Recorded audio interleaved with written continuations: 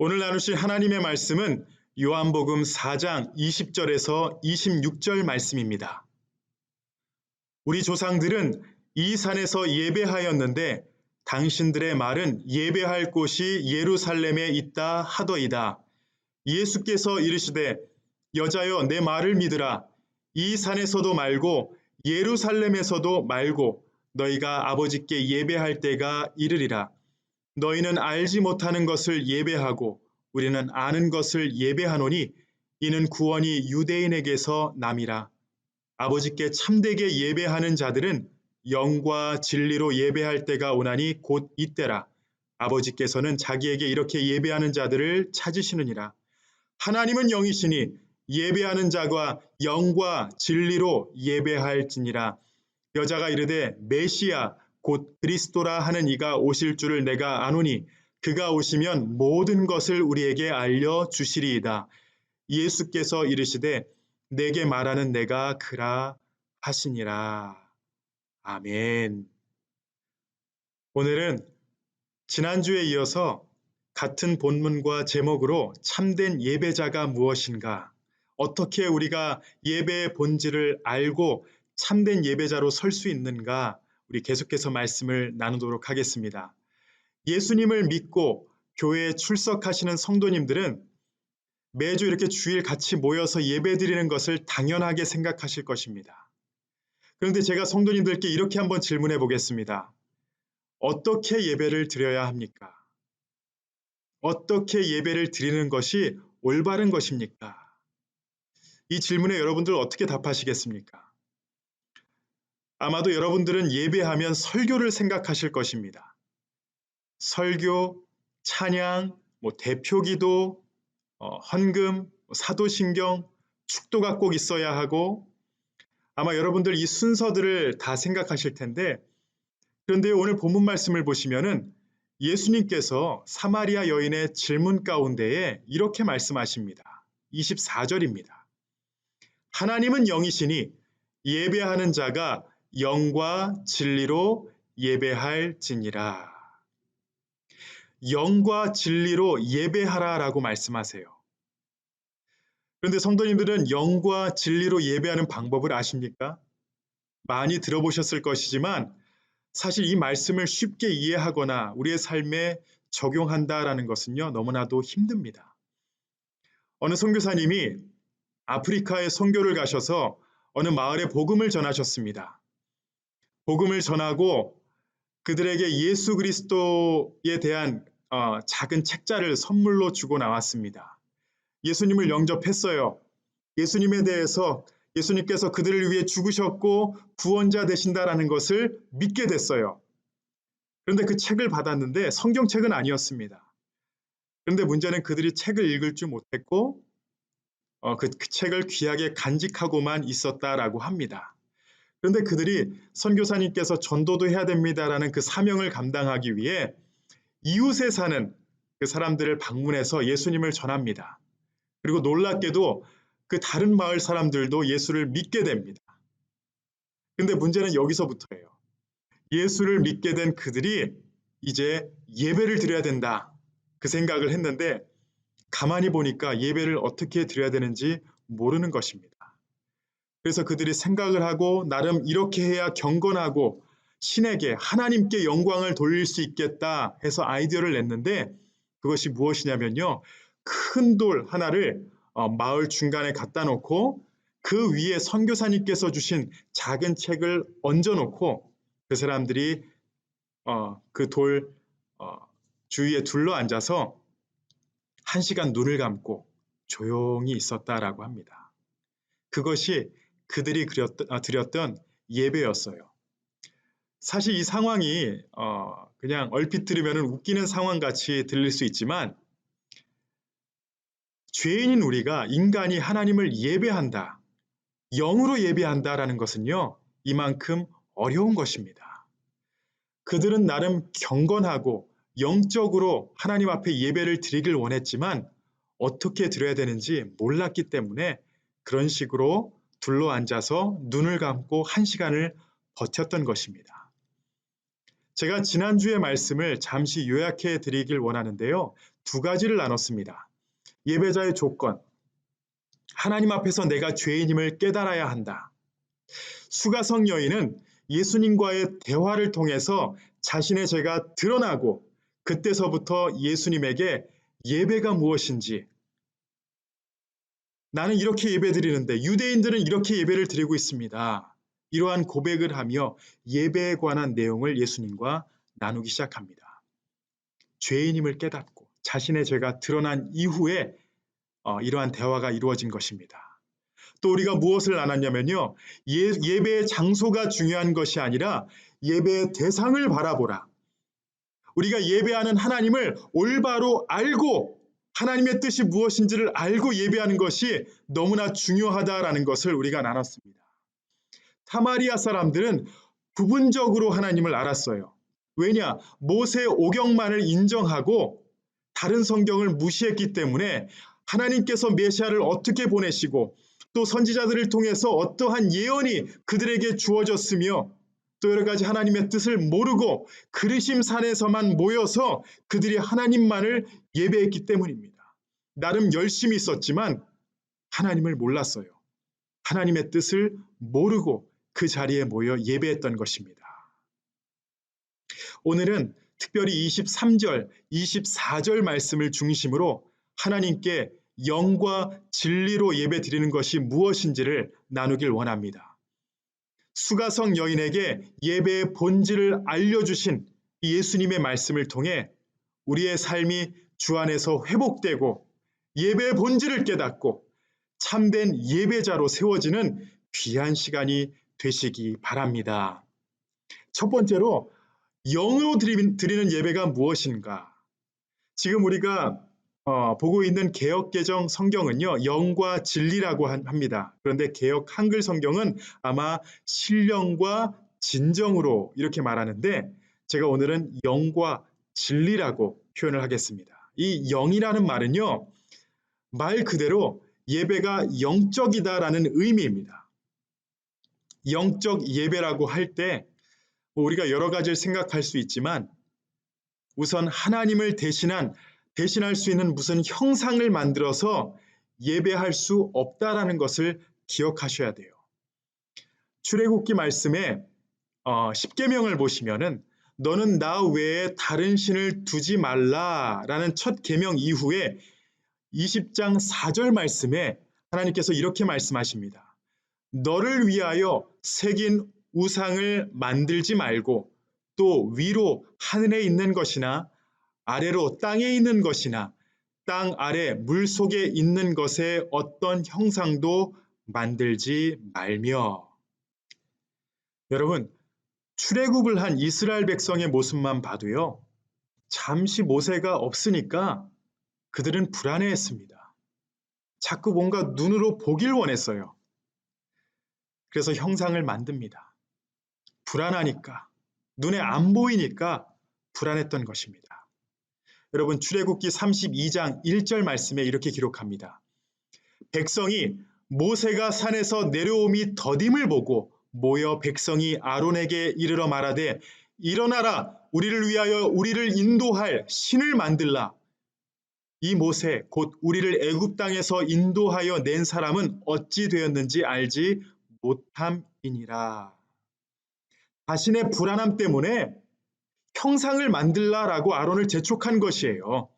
그리고 8절 말씀을 보시면은 그들이 내가 그들에게 명령한 길을 속히 떠나 자기를 위하여 송아지를 부어 만들고 그것을 예배하며 그것에게 제물을 드리며 말하기를 이스라엘아 이는 너희를 애굽 땅에서 인도하여 낸 너희 신이라 하였도다. 하나님께서 이렇게 말씀하세요. 인간은요, 이만큼 영이신 하나님을 예배하는 것을 모릅니다. 우리 눈에 안 보이는 하나님을 어떻게 예배하며 그 하나님과 어떻게 동행하느냐, 우리는 잘 몰라요. 그렇지만 나름 노력을 합니다. 그런데 이 노력은요, 우리가 하나님을 잘 알지 못하기에 죄를 질 수밖에 없는 그런 상황이 벌어지게 됩니다. 여러분, 가톨릭 교회에서는 예배당에 성화나 동상을 세워놓습니다. 그리고 사람들이 이 동상 앞에서 기도해요. 더 나아가 십자가 목걸이를 무슨 부족같이 여기면서 그것을 굉장히 귀하게 여기고 십자가가 없으면은 두려워 떠는 그런 사람들도 있습니다. 그런데요, 영이신 하나님께 드리는 영적 예배는 형상이 없는 예배입니다. 우리가 기도할 때 눈을 감는 것은 그냥 눈을 보고 어떻게 하자가 아니에요. 눈을 감고 우리 마음에 살아계시는 주님을 바라보자라는 것입니다. 어떤 형상이든 우리 눈을 가리지 않아야 합니다. 그래서 우리가 하나님께 예배를 드릴 때는 무엇을 찾으려고 하면 안 되고요. 우리의 마음의 문을 열고 하나님 앞에 서야 해요. 이것이 바로 영으로 드리는 예배입니다. 신령으로 드리는 예배입니다. 영적 예배 가운데에 한 가지 제가 더 말씀드리고 싶은 것이 있는데 하나님께 드리는 예물이 영적이어야 된다라는 것이에요. 저는 헌금을 말씀드리는 게 아닙니다. 하나님께 드리는 예물이 영적이어야 된다. 이게 무슨 말이냐면은 하나님께서는 사실 우리의 겉모습을 보시지 않습니다. 우리의 옷을 보지 않으세요. 우리가 드리는 헌금의 액수를 세고 계시지 않습니다. 하나님이 보시는 것은요, 우리의 삶, 우리의 영적인 모습, 우리의 마음입니다. 우리의 진실하고 깨끗한 마음을 보길 원하세요. 이것이 바로 하나님께서 예배 시간에 받길 원하시는 우리의 마음, 영의 예배입니다. 마음을 다하고 뜻을 다하고 힘을 다하여서 하나님을 사랑하는 마음, 하나님이 그 마음을 원하세요. 우리가 찬양을 할 때도 그냥 단순히 음악을 하나님 앞에 드리는 것이 아니라 하나님 앞에 뜻을 다하여 드리는 그 찬양, 우리의 마음을 보길 원하세요. 기도는 물론이고 헌금을 드릴 때도 우리의 마음을 보십니다. 심지어 말씀을 들을 때에도 이 마음을 가지고 우리가 귀를 기울여야 해요. 우리의 중심을 보시는 하나님이세요. 그렇지 않으면은 하나님께 영으로 드리는 예배다라고 말할 수 없습니다. 예수님께서 마태복음 15장 7절에서 9절에 이렇게 말씀하십니다. 외식하는 자들아, 이사야가 너에게 관하여 잘 예언하였도다. 일러스되 이 백성이 입술로는 나를 공경하되 마음은 내게서 멀도다. 사람의 계명으로 교훈을 삼아 가르치니 나를 헛되이 경배하는도다 하였느니라 하시고, 이 백성이 입술로는 나를 공경하되 말로는 다 하나님을 사랑한다라고 고백하고 행함으로 나타나려고 하지만 마음은 내게서 멀도다라고 예수님께서 직접 말씀하세요. 지금 이 스크린 앞에서 예배하신 우리 성도님들, 여러분들의 마음은 어떠십니까? 참된 예배는 우리의 보이지 않는 영혼이 하나님과 대화하고 하나님을 만나는 데 있는 것입니다. 우리의 하나님이 영이시기 때문이에요. 그래서 우리가 영으로 예배해야 합니다. 우리의 마음을 드려야 합니다. 그래야 우리는 예배를 통해 하나님과 인격적인 만남이 이루어질 수 있고 하나님께서 우리의 삶으로 영광 받으십니다. 제가 24절 다시 한번 읽어드릴게요. 하나님은 영이시니 예배하는 자가 영과 진리로 예배할지니라. 여러분, 장소가 중요한 것이 아닙니다. 우리의 겉모습이 아니에요. 우리의 중심을 보시는 하나님께 영으로 예배드리시는 우리 참된 예배자로 살아가시는 우리 성도님들 되시기 바랍니다. 두 번째로 참된 예배자는요, 진리로 예배해야 합니다. 여러분, 진리, 이 말은 하나님의 말씀을 가리킵니다. 하나님의 말씀이 충만한 예배, 말씀에 근거한 예배가 바로 참된 예배라는 것이에요. 말씀으로 자신을 나타내신 예수 그리스도를 붙잡고 그 십자가를 붙잡고 하나님을 예배하는 것입니다. 내 감정과 내 생각에 근거한 예배가 아니라 오직 말씀입니다. 여러분, 우리가 잘 알다시피 교회마다 예배의 형식이 조금씩 다릅니다. 저도 처음 잭슨빌에 왔을 때에 좀 조심스러웠어요. 왜냐하면 예배의 순서를 정하는데 저는 한 교회에서 17년 동안 어느 한 예배 틀, 한 교회에서 행하고 있었던 그 순서에 따라서 예배를 드리고 있었습니다. 그런데 처음에 와서 걱정이 된 게 무엇이었냐면요. 여러분들도 장로교에서 다 신앙생활을 하셨겠지만 순서가 조금 바뀌거나 어떠한 새로운 게 들어오고 나가면요, 여러분들이 뭔가 이상하다라고 생각하시는 거예요. 그래서 굉장히 조심스러웠습니다. 아마 여러분들 처음에는 어색하셨을 것이에요. 그런데 이런 상황은요, 목회자가 바뀌고 또 뭐 교단마다 다 다르다라는 것을 기억하셔야 합니다. 그런데 오늘 말씀에서 예수님께서 사마리아 여인, 특별히 사마리아 사람들의 그 예배를 지적하셨을 때 그냥 단순히 순서를 지적하신 것이 아닙니다. 지난주에도 말씀드렸다시피 그들은 말씀을 몰랐기 때문에 본질을 잊고 하나님의 말씀을 무시한 채 열심으로만 모였던 것이에요. 500년 전에 루터와 칼빈 그리고 많은 종교 개혁자들이 오직 말씀을 선포했습니다. 하나님의 말씀으로 돌아가자. 왜냐하면 당시 그 중세교회, 카톨릭 교회에서는요, 성경 말씀보다는 제단과 의식을 중요시 여겼기 때문이에요. 또 하나님의 말씀에 근거하지 못한 그런 선포를 교회가 하면서 성도들에게 가르치고 있었던 것이었습니다. 하나님의 말씀이 무시되고 있었고 형식적인 그 틀만 교회에 있었기 때문입니다. 그래서 전 칼빈은요, 복잡한 의식이라는 제단을 치워버리고 설교단을 가져다 놓고 예배 드릴 때 중간에 우리가 예배 드리듯이 중간에 그 강단을 놓고 거기서 말씀이 선포되고 또 뒤에 하나님의 말씀이 언제나 펴져 있는 그런 강단을 만들었습니다. 성경이 항상 보이도록 우리는 항상 이 말씀 중심으로 간다라는 것을 기억하기 위하여 이렇게 종교개혁을 외쳤던 것입니다.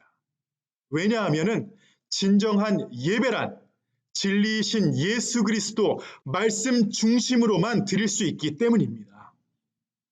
예수 안에서, 이 진리 안에서 하나님을 만나는 시간, 이것이 바로 참된 예배이기 때문입니다. 오늘 본문 말씀 23절 말씀을 다시 보시면은 예수님께서 이렇게 말씀하세요. 아버지께 참되게 예배하는 자들은 영과 진리로 예배할 때가 오나니 곧 이때라. 아버지께서는 자기에게 이렇게 예배하는 자들을 찾으시느니라. 하나님의 말씀, 진리 안에서 예수 그리스도 안에서 예배드리는 게 너무나도 중요하다라는 것을 말씀드렸습니다. 그런데 23절에서 예수님께서 곧 이때라라고 말씀을 하세요. 곧 이때라. 그 이유는 무엇이냐면요. 이 땅의 구원자이신 예수님께서 이제 오셨기 때문에 하나님께서 이제는 인간과 하나님과의 그 관계를 메시아가 회복시킬 것이다.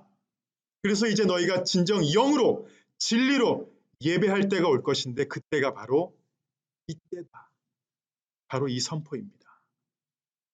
여러분, 이 말씀은요. 뭐 그렇다면 이전에 구약에서 드렸던 모든 제사, 그 사람들은 진리로 예배하지 않았냐? 진리로 하나님 앞에 나아가지 않았냐? 그런 의미가 아닙니다. 구약에서 백성들이 하나님을 예배하기 위해 매일 제물을 드리고 제사를 드렸는데 참되게 예배하는 자가 영과 진리로 예배할 때가 이때라, 이때다. 이 말씀은요. 구약의 그 모든 제사의 완성으로 선지자들을 통해 말씀하신 구속의 완성으로 이제 메시아가 오셨으니까 이제는 그 제사가 아니라 예수 그리스도를 통하여 은혜의 보좌 앞에 담대히 나아갈 수 있게 되었다라는 것입니다. 예수 그리스도의 복음의 은혜가 없으면요. 진리의 예배, 참된 예배가 될 수 없습니다. 진리이신 예수 그리스도를 통하지 않고서는 여러분 참된 예배를 할 수 없어요. 이 예배는요. 우리가 모여서 그냥 행하는 잔치가 아닙니다. 진리이신 예수를 통해 하나님을 인격적으로 만나는 시간이에요. 여러분들을 즐겁게 하는 시간이 아닙니다. 목회자를 즐겁게 하는 시간이 아닙니다. 영이신 하나님께 예배자로 나와 영과 진리로 예배하는 자리예요. 제가 24절 말씀 다시 한번 읽어드리겠습니다.